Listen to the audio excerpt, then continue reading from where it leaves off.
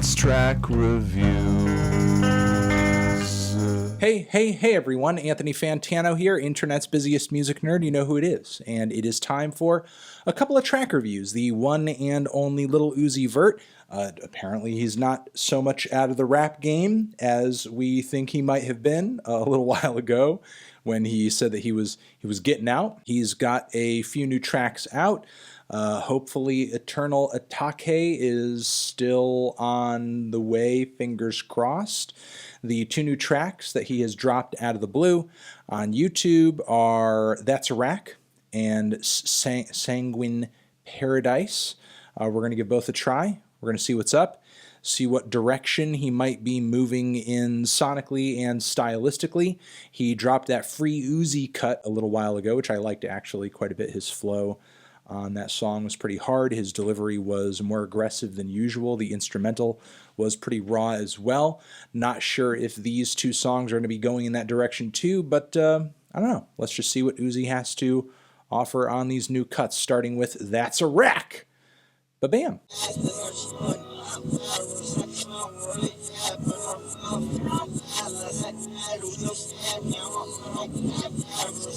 All right, impressions on this first track over here is that it is very uneventful and kind of vapid, honestly. I mean, there are some likable elements to it. Uzi's flow isn't bad. I mean, it's not impressive, but it's catchy. You know, the that's a rack, and the water on my neck, swim through that. Yeah, I mean, again, pretty sticky moments, but not some of the best refrains he's written in his entire life.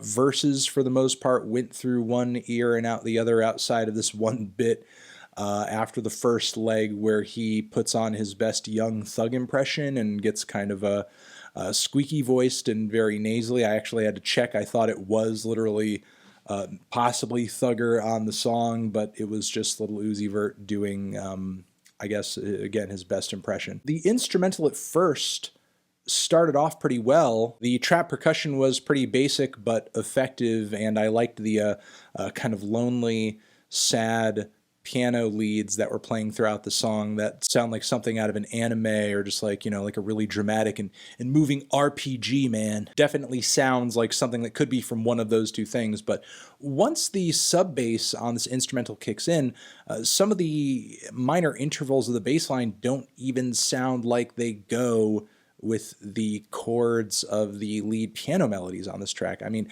I could be wrong, but again, some of the minor intervals of the bass, they sound horrid against these chord progressions, and I'm not sure what exactly compositionally the producer was trying to accomplish here with that, as it just sounds awkward, sounds really out of place, and I think ruins the very blissful and kind of wavy vibe of the song, honestly. So yeah, those are pretty much my thoughts on this track. Let's give the next one here a try and see if we have anything better going on. Ba-bam.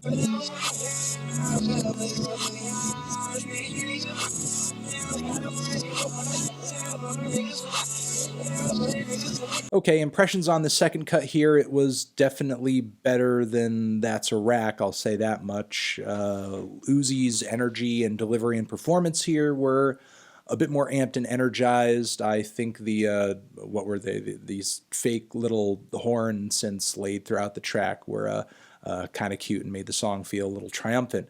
The bass felt like it fit properly into the musical theory of the elements floating on top of it, unlike the last track. At least that's how it felt to me. Like the last song on this track, Uzi's performance and writing kind of reminded me of another artist too, and that's definitely Lil Wayne. There are a lot of moments in the lyrics here where it seems like he's very much trying to emulate Wayne's one-liner and wordplay style. I mean, definitely not really there. Even Lil Wayne on some of his most lackluster material lyrically is wittier and funnier than I think Lil Uzi was on this track. But still, I mean, there were even some lines on here like the Geico line and the fish stick line and the Vine line that I thought, at least on some level, were kind of cute.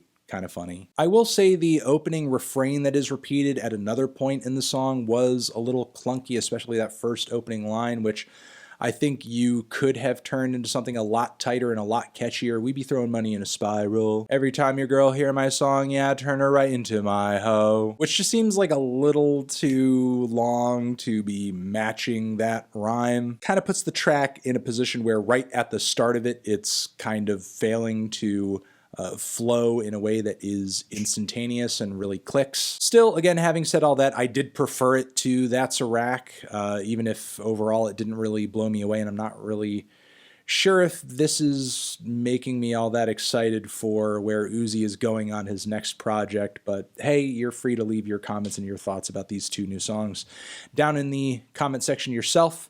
Over here next to my head is another video that you can check out. Hit that up or the link to subscribe to the channel. Anthony Fantano, Lil Uzi Vert, 2 new tracks, reviews, forever.